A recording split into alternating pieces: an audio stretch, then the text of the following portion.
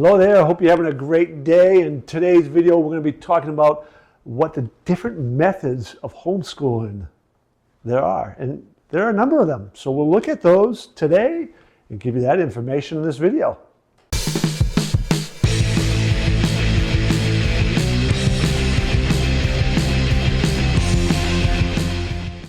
All right, it's time to kind of get homeschooling. Well, what are the different ways that you can homeschool? There's quite a few out there. First of all, you could do a kind of a traditional like school at home school, right? So you're kind of doing exactly what they would do at school, but you're doing it at home. Second would be a classical education at home, and that's pretty similar to some really, if you think about some real elite private school kind of stuff. Classical education is a whole different model, and we'll kind of talk about that. Third, Charlotte Mason and Montessori methods, and I know you've probably never heard of those, right? So don't worry, we'll explain what those are all about in this video. And also, maybe you've never heard of these either. There's unschooling and eclectic schooling. What the heck are those?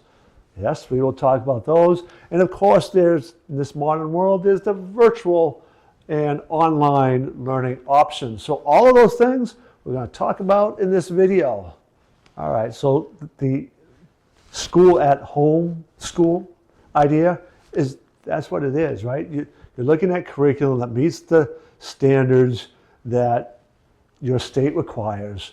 So there's textbook, there's sitting at your desk, there's doing your math, then you do your writing, then you've got your social studies, you've got your workbooks, you've got all the things that they would be doing in school, but you're just doing it at home. There's advantages to that. There's actually, particularly when they're younger, there's certain, the reason those programs exist is because there are skills that need to be taught and need to be done. And that methodology is really one of the best ways to make sure they develop the skills. Give you an example of like math that I really had a problem with that I saw taught in middle school. And actually, one of the districts I worked in for a while, they were piloting this and they dropped the program. I went to another district and they were like full bore with this program. And the idea with this math program was you're going to really teach them how to understand math. And they really had some really cool little problems and ways of showing why the Pythagorean theorem came about, how they figure it out. It was really, well, that's kind of pretty cool. I didn't realize that myself. And the people behind this don't want kids to just do math. But the problem I personally had, and there is some data out there that supported my view, so I'm not just about my opinion, there was some data there that showed some of these ability to do the math really wasn't what it was. Now in this district it worked because the kids were from a highly motivated, affluent community, education mattered, the parents were pushing them, all those things kind of played in. But that kind of traditional idea of like doing math from textbooks, that wasn't this program, all right? So, when you're choosing your curriculum, you want to think about things like that because there are some skills like grammar and things that need to be taught. You need to be able to do those things. It actually is training your brain to think in particular ways. That's what it is all about. So again, that's one thing that I wouldn't want to dismiss. Another method is classical education. Classical education is really more about the curriculum and less about the process. Although using the I have a hard time saying that. The Socratic method, there we go. Whew, had troubles with that one. But using that method of how you ask questions all is kind of built into this. But the triumvirate's often talked about with classical education, where you're making sure you're teaching grammar, logic, rhetoric. It's kind of a progression. Elementary schools used to be called grammar schools because that was their primary function.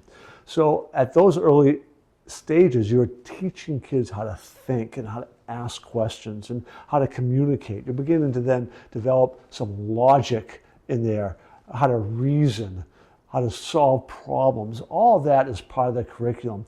It's done through classic history, really learning ancient history and the history of your country. Well, you're also learning about literature and classic works of literature, and why those are considered classic. You're delving into the past a lot.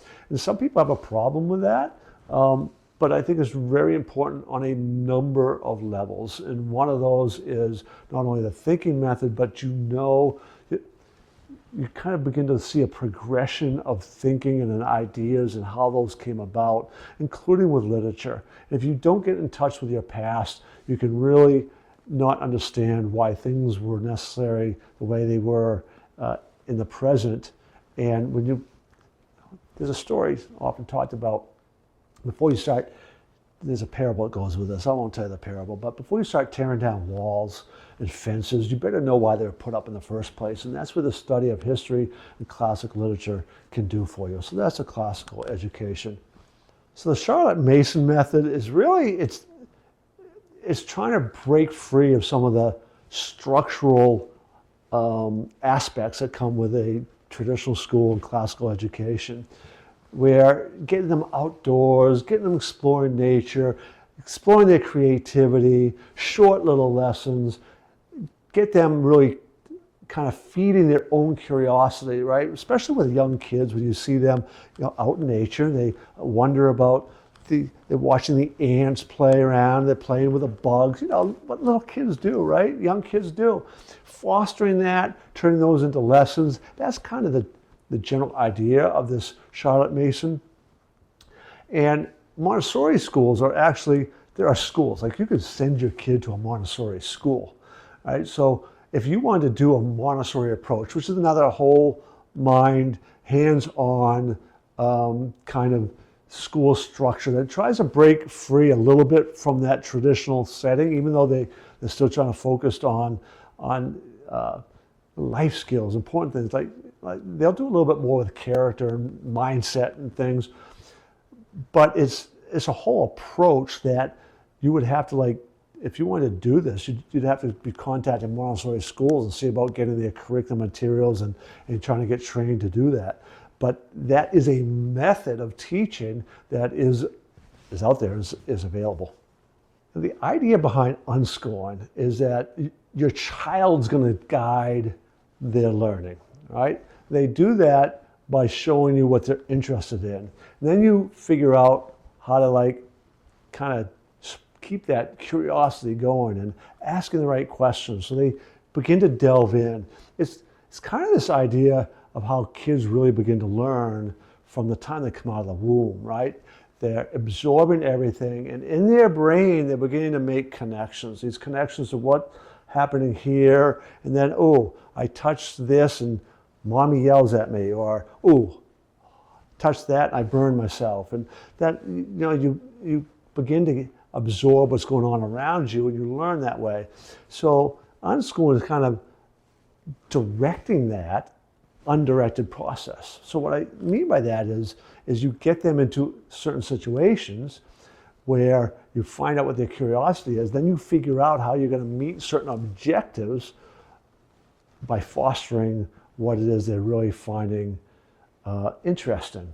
So you find that they really want to do some activity. How am I going to build math around that? How am I going to build the reading and the writing around that?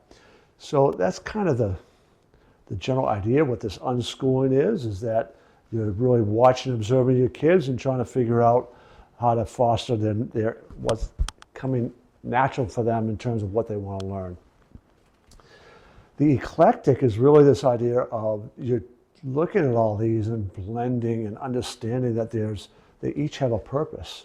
So you want to try to figure out how to blend those, right? So there is a reason we have classical education and traditional school education. As I said earlier, those methodologies are really good at teaching some of these thinking skills, these mind skills that are very valuable, particularly if you want to pursue higher education, the sciences and the engineering and stuff, and those sort of fields. Those skill sets are really valuable, and they've been taught that way for hundreds of years for a reason, right? So you want to understand that, but then you also want to foster the creativity of your child, find what they're interested in, get them exposed to different things. So you want to figure out how to blend all that. And then once again, and come back to this, that's the beauty of homeschooling. You can do that when you're in a homeschool, right? It's partly your own mindset and how you go about trying to set it all up. That brings us to virtual schooling, and that is what it is, right? There's courses, there's programs, there's things, virtual schools, they have teachers virtually, there's independent courses that you can take online. That becomes your school. I personally have the challenge I have with that. There are a lot of good programs out there that way, but there's so much screen time with many of them that, to me, that's a huge disadvantage and a huge problem.